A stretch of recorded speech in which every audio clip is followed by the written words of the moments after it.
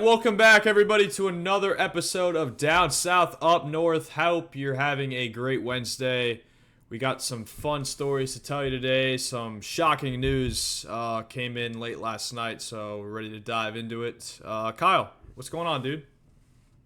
Dude, nothing much. Just ready to do the show today. I'm excited. Got some sad news, but we got an awesome show for y'all. Got our sports stories of the day, video game talk. I'm excited, man. Looking forward to it. All right, let's hop right into the athletic alert. All right, Kyle. As we said, seems like we do this a lot with the athletic alert. It's been a We it's do. been a tough year for sports legends, and that trend has continued as the great Willie Mays passed away late last night at the age of 93. So definitely lived a long life, made the most out of it. Nicknamed the Say Hey Kid from just right outside of Birmingham, Alabama. And I mean, he was just a joy to be around. He broke a shit ton of records. Some argue he's the greatest baseball player of all time, but the Negro League was a huge thing back in the 50s and 60s, and this guy joined them when he was 16. Was just a presence and a prospect in every regard. He had elite power combined with his speed, which killed, especially in the time. And Kyle, you got to remember, like, this is a guy who played in like the civil rights era, so he was right up there with Jackie Robinson in that era of Yeah. just unfortunately being terrorized. I guess would be the word I would use at some of these games. But when he went to the Giants when they were still in New York, he would play with the kids in Harlem, play some stickball out in the streets. After the game, go down the street, buy him some ice cream, hang out with them, just talk about life and everything going on in their world. Just a great guy on and off the field, which you don't really see that as much anymore, unfortunately. But an athlete, a fierce competitor nonetheless. Loved to compete. Winning was always at the top of his list, and it's a sad day for the game of baseball. And I know you're definitely a baseball savant, so I'll let you give you a little piece of tribute.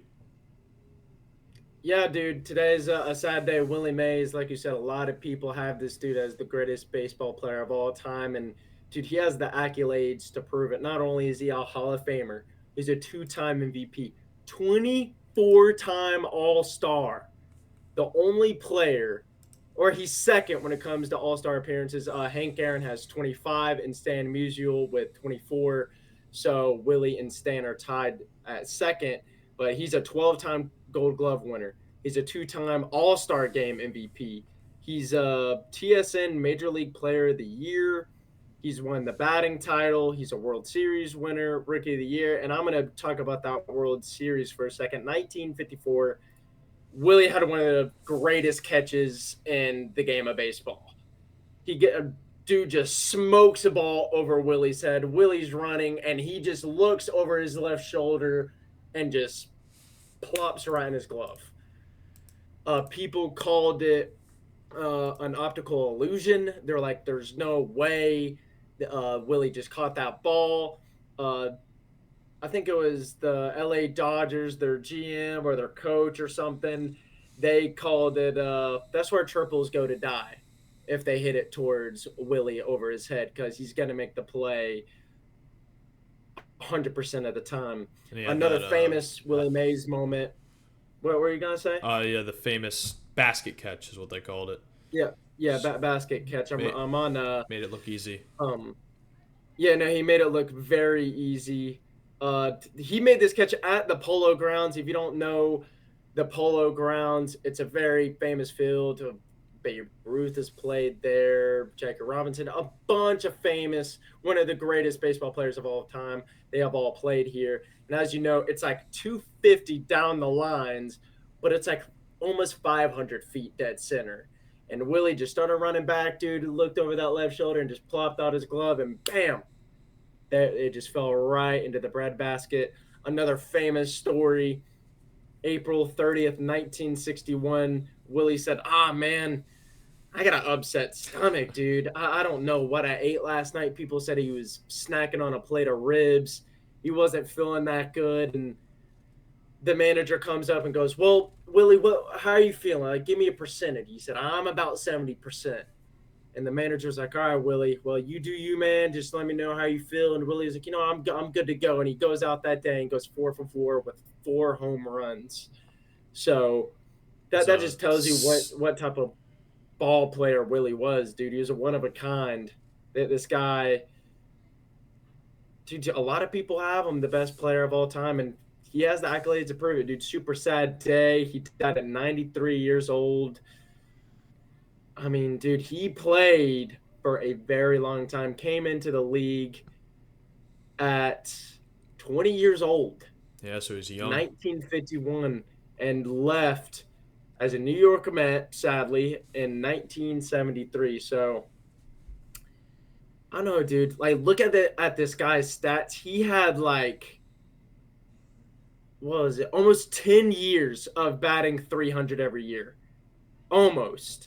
In 1956, he batted 296. That was the only year he did not bat 300. But from 1954 to 1963, this guy batted near damn 300 every year. Yeah, and What you know you don't how see. probably MVP voting. It's usually. I mean, obviously we've been spoiled with Otani over the last couple of years, but usually MVP is pretty versatile and kind of like goes around with a variety of names in the MLB from year to year, and that could be Yeah, a number of reasons depending on rosters and switching up and adjustments, all that good stuff. But from 1954 to 1966, Willie Mays, his name was in that MVP conversation every single year, and that's very hard to do for 12, 13 years in a row to have a vote, at least one vote every single year consistently, and for that stretch of time. So just a legend. Game's obviously gonna miss him. They're doing tributes all over. Um, but at least it wasn't anything bad that he died from. It's just complications as you get older. But he was a legend, man.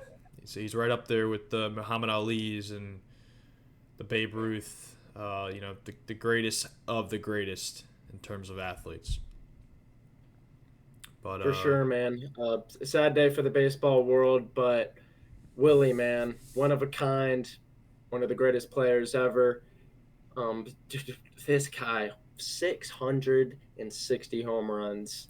Like, oh my gosh. And almost 340 bags, or yes, excuse me, 339 stolen bases. So that guy, he was insane, dude. Insane. Rest in peace to a legend. Um, God, dude, he was insane. R.I.P. All right, Kyle. It RIP, is man. Wednesday. Let's hop into our sports stories of the day. All right, Mr. Abercrombie, you're up. What do you got? I get to go. I get to go first this time. This is changing it up. All right, we're gonna stay in the world of baseball. We're gonna talk about Cal Ripken Jr., the conspiracy theory behind him missing a game. Actually, he didn't end up missing it, but let's go back to August 14th, 1977. Cal Ripken was in the race to play the most consecutive games in Major League Baseball. He actually went on and did beat that record. He played 2,632 games in a row without missing a start. That's 17 years in a row. Imagine waking up 17 years just playing every single day, not missing a day, not missing a day. But this day, for some reason, the power goes out at Camden Yards. Well, let me backtrack. Cal's nowhere to be found. The games, they're getting ready, whatever, and Cal's nowhere to be found. They're like, dude, where the hell is Cal? Camden Yards is like, oh, God, sorry, there's a power outage. We'll play the game tomorrow. I'm so sorry, everyone. Be here tomorrow. But there was a rumor that the actor Kevin Costner was fooling around with Cal's wife. And the story is that while Camden Yards, the Baltimore Orioles, they were cooking something up. You'd be like, all right, how can we paint this as, how can we cover this up? We obviously want Cal to break the record. So, like, all right, we're just going to pull all the cords to the stadium and all of this, and the power is going to go out. Cal drove to Kevin Costner's house and supposedly gave him a knuckle sandwich and whooped him. That's the whole story. But I don't know, dude. There's a lot of people are saying that it's very true. Actor Will Ferrell said, he was like, dude, I mean, it's believable. Like, why would this game don't mean anything? I mean, unless back then the Orioles were fighting for a playoff spot, but dude, it's middle August. Yeah, it's not down to the last couple of weeks. That's what I'm saying. And magically, the power goes out. Yeah, and like you said, word comes out. It is a rumor, but Kyle, you know, back in school we had a teacher who was in that area. I'm not gonna name drop, but was in that area of the stadium in his hotel room, and had actually told us, he was like, it's kind of funny because I was in that area in my hotel, and all of a sudden one night the power went out, everything pitch black, like, outlets weren't working, lights, everything was off, and he was probably about 10 to 15 minutes away from the stadium, give or take. And that's just, for me, I was like, all right, it may be a myth, but somebody definitely could have been responsible for cutting the cord. And just when you kind of bring out the bulletin board and start pointing things around, all right, he had this amount of game streak, 17 years, whatever the case may be, and then one night they just magically go out. Like, the only power outage I remember in my lifetime is the Super Bowl 2013 when the Ravens and 49ers, and when that went out. And that wasn't anything strange or peculiar. It was a close game. Actually, I think the Ravens were whooping on him pretty good in the first half, but it wasn't. They were, and then right, the Niners came back. Yeah, and the Niners came back, but they ultimately lost. So I don't know. It's just it is a conspiracy theory, but I think most people know what actually happened that night. Yeah, just reading a little bit more. So to paint the picture even bigger, supposedly Kevin Costner was in a big movie, Dance with Wolves, and when he was at the movie premiere, he saw Kyle's wife, and they were supposedly hitting it off. So Kyle's like, I'm going home.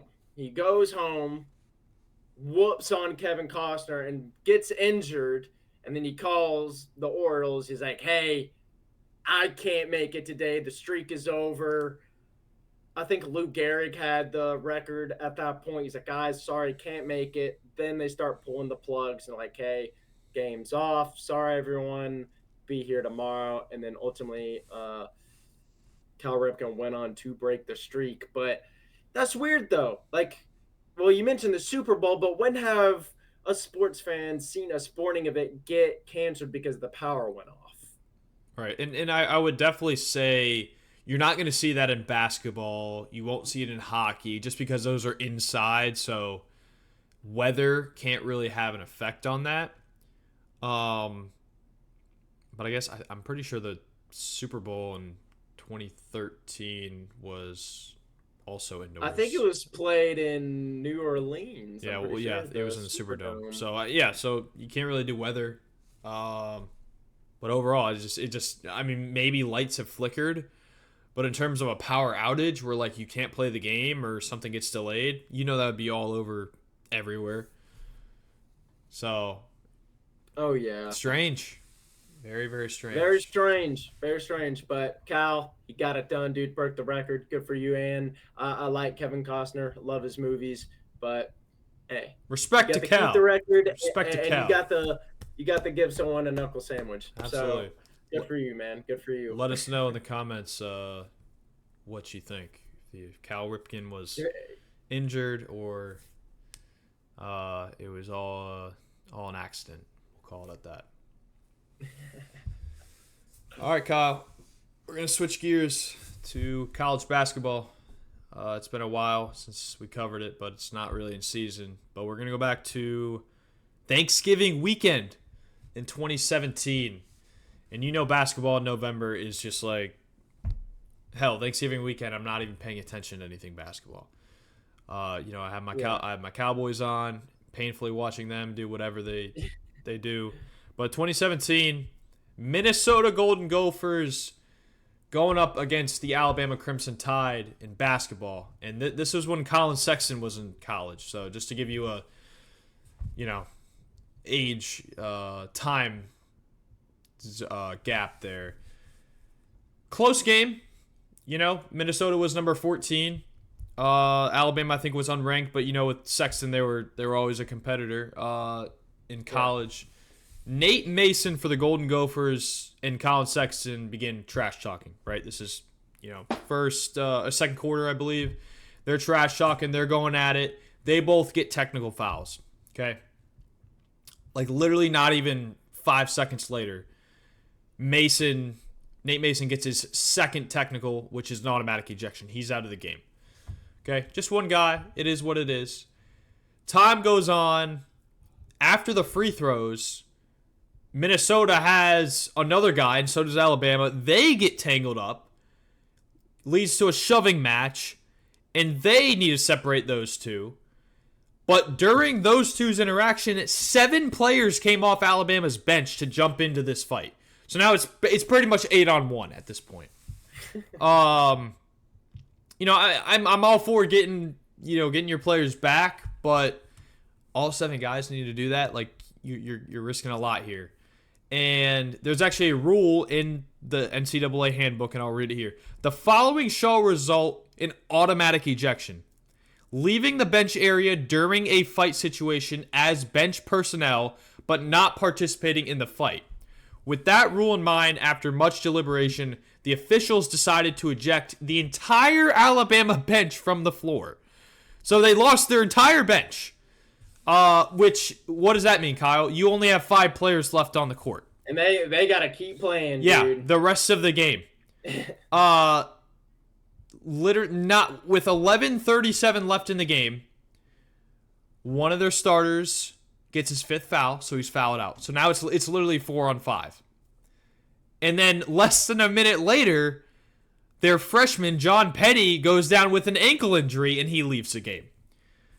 So 3-on-5. Yeah, it's a 3-on-5 for about 10 minutes left in the fourth quarter. It was 67-56 when they had 3 guys left. And obviously, if you're Minnesota, you just can't lose that game. But they actually only won by 5. They won 89-84. But for Alabama, with 3 guys left to put up a fight with 10 minutes left, I mean, dude, you've already played most of the game. All these guys are starters. Just to go and take on doubles and double teams and even triple teams at some rates, it's pretty wild. And that's something that I'm like, dude, this was, 7 years ago? I don't remember this happening. I was probably in the TV with NFL at that point, but 3-on-5 for 10 minutes in a basketball game, that is a long time. And for Alabama to come back and bring it within 5 at the end, I think that's an accomplishment in itself. Yeah, I actually remember this. This is it's a 3-on-5 game, but I just remember Colin Sexton going absolutely crazy in that game. Dude, I have some stuff pulled up. Let me pull up the stats here for Colin Sexton. 40 points for Colin. 12 for 22, 12 for 16 at the line. Bro, I'm looking at the win the win probability. So you see does it track throughout the game? It tracks throughout. In college it's halves. Okay. So dude, Minnesota was winning the entire game, but at one point, dude, it got down to a low of low 70s, 73, 72%. I mean, that's still you're probably going to win the game. But Minnesota, the entire game was in the 90s, 95s. At one point, they were at 98 at the very start of the second half. So that's when I guess all the players got ejected. It shot up to 98%. Yeah. And then that's when Colin, which is like, all right, dude, I gotta take this by myself. I'm looking at a video right now. It's Colin at the top of the key, and there's 3 Minnesota players just like closing in on him. Dude, that's if you're going off like that. I mean, it's easy for the defense to collapse Yeah, on those and guys. then you just have 2 dudes down in the paint. You got an Alabama guy kind of standing at half court. That's crazy, dude. I mean, yeah, I remember this. look, This. when I played basketball, I remember having drills, right? Like it was a 4-on-2 or a 5-on-3 or a 2-on-1 in like a fast break practice drill. Yeah. But to do that at the collegiate level against the 14th best ranked team in the nation, shout out Colin Sexton, dude. Like carrying that team and even the other guys, even the other guys pulling through for that entirety, dude. I would be gassed after that game. I am like, even if we lost, I'd be like, well, thanks to the 7 players on the bench, I had to play pretty much the whole game. Which and dude, Colin was the only one scoring on that team. probably, yeah, no doubt. Like a starter played 9 minutes. He had 0 points. The best starter had 8 points, and it was who is this? D Hall. Oh, my stuff isn't loading. Dante Hall, not the football player, but Dante Hall scored 8 points, and then a guy on the bench had 13. I remember this game. Colin Sexton went absolutely insane, dude. Good pull. I completely forgot about this even existed because Alabama didn't win. It kind of gets like swept away. Yeah. But man, what a game! What a game! Always bring in the hot stories, Kyle. Did you never miss? I don't. All right, let's hop into our video game exchange. Let's go. NBA Finals, Kyle, has now concluded, and Jaylen Brown actually got Finals MVP. Shout out to my prediction. That was the one thing I think we all got right out of everything. But with that, kind of looking ahead to NBA 2K25, obviously we've been talking a lot about Madden and college football. We're going to kind of change gears here to basketball. But we're going to stay on the same subject of cover athletes. There has been a Twitter video leaked, about a 30-second video, of a montage of Jason Tatum's career. And it is being rumored that he is going to be the cover athlete for 2K25. I think it'd be rightfully so to put Jason Tatum on there. I wouldn't mind it. We have not seen a lot of Celtics on the 2K cover, so seeing some green on NBA 2K game, like on a 2K game, I think would be, pretty cool. It's been a while, especially like the last couple of years. I feel like players have just been lost. But Kyle, I want to get your thoughts. If it's not Tatum, who do you have on the cover of 2K25 and why?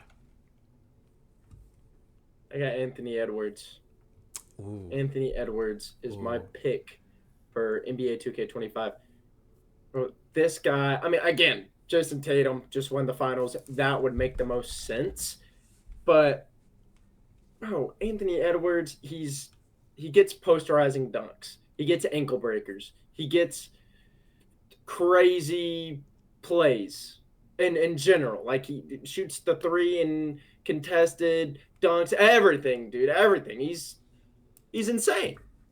Why not go Anthony Edwards? Everyone's always posting about him, being like, yo, look at this Anthony Edwards highlight. Look at this. Is anyone really being like, yo, look at this Jason Tatum highlight? No. Especially now, because everybody is pissed that he won. unless you're a Celtics fan. Look at this Jason Tatum highlight. I mean, when he dropped 51 in a game 7, that was like a year ago. Yeah, that was pretty sick. But when you go scrolling on social media, It's like, yo, look at this Anthony Edwards dunk. Look at this Anthony Edwards ankle breaker. Look at this Anthony Edwards crazy contested 3-pointer. Like they ain't posting like that for Jason Tatum. So my pick is Anthony Edwards because not only is he one of the most entertaining players in basketball, but everyone loves him, dude. It's either you absolutely love him or you just hate him for how cocky and good he is. So I got Anthony Edwards. Who's your pick? It's not a bad choice. By the way, the last Celtic on the cover was 2K18. It was Kyrie, but like, I don't know, dude. I don't know. It's Because they had to change it because it was him in a Cavs jersey for the yeah, longest. yeah. I really like the Anthony Edwards. Originally, I was gonna say Luca, but he's already been on the cover. Yeah, 2 years He was ago. on 2K22. Um, KD was on it not too long ago. and so was Devin Booker, dude. And keep in mind, I only say this because I think the cover art will be absolutely sick. But I'm gonna go with Shea Gilgeous-Alexander. Okay, I I mean think I don't hate that. I give it to Ant if you want player, but I think if you look at like the OKC Thunder, kind of what he did, he definitely should have won MVP. By the way, No just doubt. averaging 30 plus every game and not even doing great behind the arc, from three. So led his team to number one in the West. But I think Shea, like I think he's gonna have a great year next year. I don't, 2K doesn't really have the curse. But I definitely think like getting that fresh young blood, and again, Anthony Edwards most definitely deserves it. I think both of them would be sick cover arts, but like you imagine like you got Shea going up for like one of his sick layups or something, and like a bolt of lightning is just like in the background with thunderous clouds and shit. Like I think that'd be a sick cover. That would be pretty hard. Yeah, nonetheless, but Well, I'm looking at one right now. Yeah, that's kind of what you said. It's like him going up for yeah, a layup, and there's like all the lightning and shit like that. And it's him holding the ball, looking down at it, bro. That's hard. yeah. That's pretty I feel hard. like So the colors, man. Like it seems like 2K is very like primary colors, like a lot of red, a lot of white, and a lot of yellow, like orange and shit. Which like obviously that's basketball covers usually, but kind of going on the other side, get the T Wolves colors, get the OKC like an all blue because I don't think we've seen that in some time. So, but yeah, I think those are two great choices. Looking forward to it. I don't know when they're gonna release it, but they're hinting towards everything now, so we're kind of in that waiting phase, preparing for who it's gonna be. yeah, But I think those are two solid predictions, Kyle. yeah. I like both of those predictions. I like SGA. I like Anthony Edwards. But it is probably going to be Jason Tatum just because he just won an NBA Finals and he did not get the MVP. So 2K is like, well, we got to make it up to him somehow. So, or we got to make it up to him. Yeah. So they're probably going to give him the cover, but I don't think he deserves it. But that's a whole nother story. I agree. All right, dude.